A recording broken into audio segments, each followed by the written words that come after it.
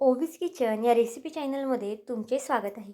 तर आज आपण ना बेसन पिठापासून अतिशय भन्नाट अशी रेसिपी करणार आहोत. एकदा जर का ही रेसिपी तुम्ही केली ना, तर जेव्हा केव्हा भाजीला काही नसेल किंवा मग भाजीला काही असलं ना, तरीसुद्धा ही रेसिपी मात्र करायला विसरणार नाही. तर चला थोडाही वेळ न घालवता लगेच व्हिडिओला सुरुवात करूया.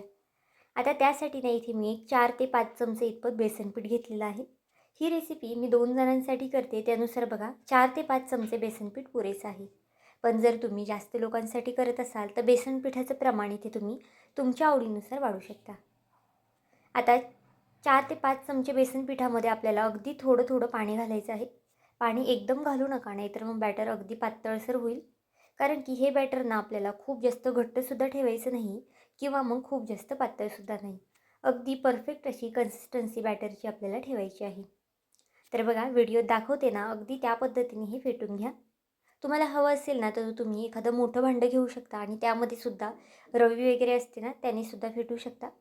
म्हणजे याच्यामध्ये अजिबातच गुठळ्या वगैरे होणार नाही आणि बॅटरसुद्धा अगदी व्यवस्थित स्मूथ होईल.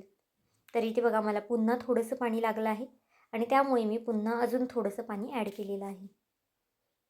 हे बॅटर ना अगदी आपल्याला आपण नेहमी ढोकळा वगैरे करतो ना, अगदी त्या पद्धतीने हे बॅटर आपल्याला ठेवायचं आहे. पाहू शकता बॅटरची इथे मी तुम्हाला कन्सिस्टन्सी दाखवत आहे. खूप जास्त बॅटर पातळसुद्धा नाही आणि खूप जास्त घट्टसुद्धा नाही. आणि अगदी बॅटरच्या छान अशा गुठळ्या मी मोडून घेतलेल्या आहेत. अजिबातच बेसन पिठाच्या यामध्ये गुठळ्या ठेवलेल्या नाहीत. आता हे बेसन पिठाचं बॅटर आपलं तयार झालेलं आहे.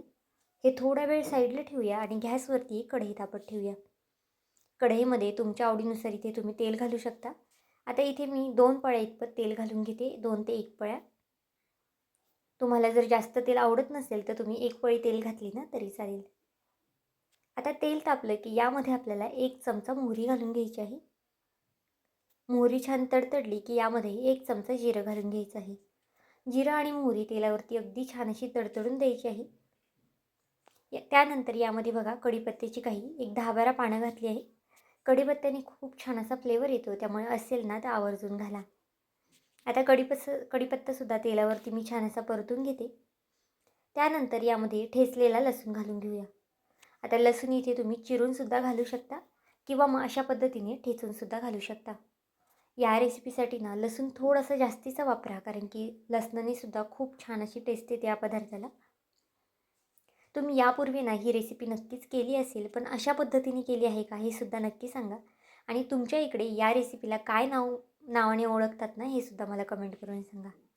आता लसूण तेलावरती अगदी छान असा परतून झालेला आहे. त्यानंतर एक मोठ्या आकाराचा कांदा आणि एक मीडियम आकाराचा टोमॅटो मी इथे बारीक कट करून घेतला आहे. कांदा आणि टोमॅटोचं प्रमाण इथे तुम्ही तुमच्या आवडीनुसार कमी जास्त करू शकता. आता हा पदार्थ ना 2 जणांसाठी करते, त्यानुसार एक मीडियम आकाराचा टोमॅटो घेतला आहे आणि एक मीडियम आकाराचा कांदा घेतला आहे. कांदा आणि टोमॅटो तेलावरती लवकर शिजण्यासाठी ना यामध्ये चवीनुसार मीठ घालून घेऊया. तुम्ही जर अशा पद्धतीने कांदा टोमॅटो परतताना मीठ घातलं ना, की कांदा टोमॅटो लवकर मऊ होण्यास मदत होते. इथे पाहू शकता आता छान एक 3 ते 4 मिनटं कांदा टोमॅटो मी परतून घेते. अगदी खूप जास्त करपवायचं सुद्धा नाही आपल्याला. फक्त असा कांदा टोमॅटो सॉफ्ट झाला ना, की गॅस आपल्याला इथे स्लो करायचा आहे. आता यामध्ये काही सुके मसाले घालूया. सुके मसाल्यांमध्ये ना अगदी बेसिक मसाले मी वापरणार आहे.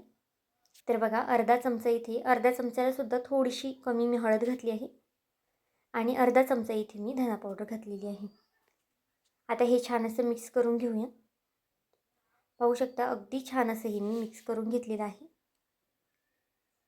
आता यामध्ये ना मी थोडंसं लाल तिखटसुद्धा घातलं होतं, पण इथे लाल तिखट घालताना व्हिडिओ थोडा स्किप झाला होता. पण तुम्ही लाल तिखटच्या ऐवजी हिरवी मिरचीसुद्धा कट करून घालू शकता किंवा मग अगदी थोडंसं लाल तिखट घातलं ना तरी चालेल. आता फोडणीला भरपूर अशी कोथिंबीर घालून घेऊया आणि छान हे परतून घ्यायचं आहे 1 मिनिटभर तरी हे मसाले तेलावरती. आता तेलावरती मसाले छान असे परतून झालेले आहेत. त्यानंतर यामध्ये हे बॅटर सोडून घेऊया. आता या बेसन पिठाच्या बॅटरमध्ये सुद्धा ना मी अगदी चिमूटभर मीठ घालून घेतलं होतं, म्हणजे शिजल्यानंतर ना हे आपल्याला अळणी लागणार नाही. त्यामुळे मीठ घालताना ना सुरुवातीला सुद्धा अगदी काळजीपूर्वक घाला. आता बघा सगळं बॅटर यामध्ये ओतून घेतलेलं आहे आणि आता एखाद्या चमच्याने वगैरे अशा पद्धतीने तुम्हाला हे मिक्स करून घ्यायचं आहे. गॅस बघा जितका स्लो ठेवता येईल ना तुम्हाला तितका स्लो ठेवा, कारण की बेसन पीठ आहे आणि खाली लगेच लागू शकतं. त्यामुळे अगदी स्लो गॅसवरती आपल्याला हे शिजवून घ्यायचं आहे. आता आमच्या इकडे तरी याला मोकळं बेसन म्हणतात. तुमच्या इकडे मोकळं बेसन, बेसन पिठाचं करतात किंवा मग डाळीचं करतात का? हे सुद्धा मला नक्कीच कमेंट करून सांगा. आता इथे 1 मिनिटभरासाठी फक्त मी झाकण ठेवलं आहे. आपल्याला फक्त ना कंटिन्यू 1-1 मिनिटभरासाठी 1-2-3 वेळा आपल्याला झाकून ठेवायचं आहे हे.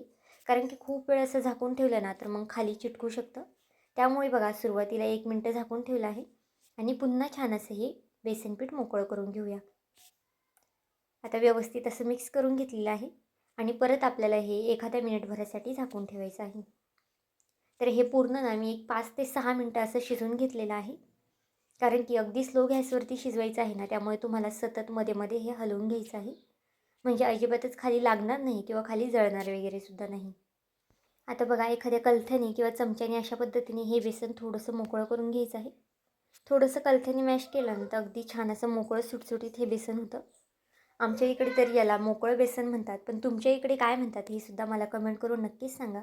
आता हे बेसन ना तुम्ही बाजरीच्या भाकरीसोबत, तांदळाच्या, ज्वारीच्या किंवा मग नाचणीच्या भाकरीसोबत कशासोबतही खाल्लं ना तरीसुद्धा खूप जास्त अप्रतिम लागतं. प्रवासामध्ये सुद्धा जरी तुम्हाला हे झुणका न्यायचा असेल ना, तर तुम्ही प्रवासामध्ये सुद्धा नेऊ शकता. आता बघा वरनं छान अशी कोथिंबीर घालून घेऊया आणि गॅस इथे बंद करून घेऊया. तर नक्कीच एकदा अशा पद्धतीचं हे मोकळं बेसन किंवा झुणका एकदा करून पहा. खायला खूप जास्त अप्रतिम लागतो आणि जर तुम्ही एकदा केलं ना तर नक्कीच पुन्हा पुन्हा कराल. तर आजची ही रेसिपी तुम्हाला कशी वाटली मला हे कमेंट करून नक्की सांगा. आणि चॅनलवरती नवीन असाल, चॅनलला अजूनही सबस्क्राईब केलं नसेल तर एक लाईक आणि एक सबस्क्राईब करायला विसरू नका.